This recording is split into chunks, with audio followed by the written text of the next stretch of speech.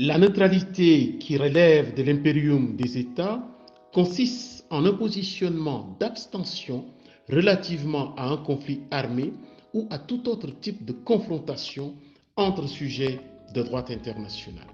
Concrètement donc, la neutralité consiste pour un État à s'abstenir de toute participation directe ou indirecte à un conflit armé opposant deux ou plusieurs autres États. La codification progressive de cette pratique coutumière va lui conférer un régime juridique dont les composantes principales sont, entre autres, le devoir d'abstention et d'impartialité, le droit d'inviolabilité pour le territoire de l'État neutre, ainsi que la liberté dans ses relations commerciales. Cependant, l'avènement de l'Organisation des Nations Unies en 1945, la mutualisation de la sécurité à l'échelle mondiale, la mondialisation des conflits et de leurs conséquences conduisent à réinterroger le principe même de neutralité ainsi que les enjeux y afférents. En effet, la Charte des Nations Unies rend presque caduc le principe même de neutralité. Ainsi en est-il des dispositions de l'alinéa 1er de l'article 24 qui est sans ambiguïté à ce sujet.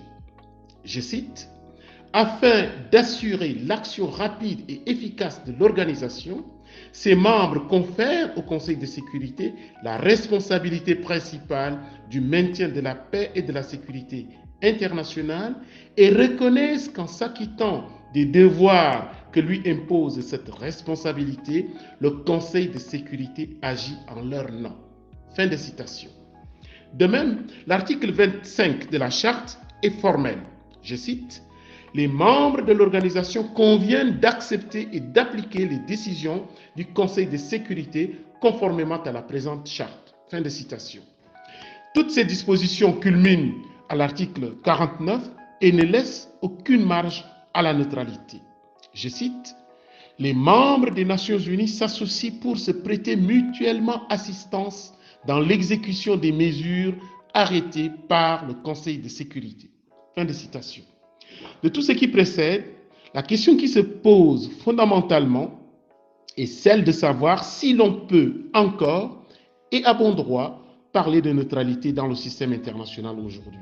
En effet, dans un contexte international marqué par la mondialisation des conflits et de leurs conséquences, comme nous l'avons évoqué, un contexte international marqué également par la mutualisation de la sécurité à l'échelle mondiale, la neutralité est-elle encore possible, objectivement et concrètement?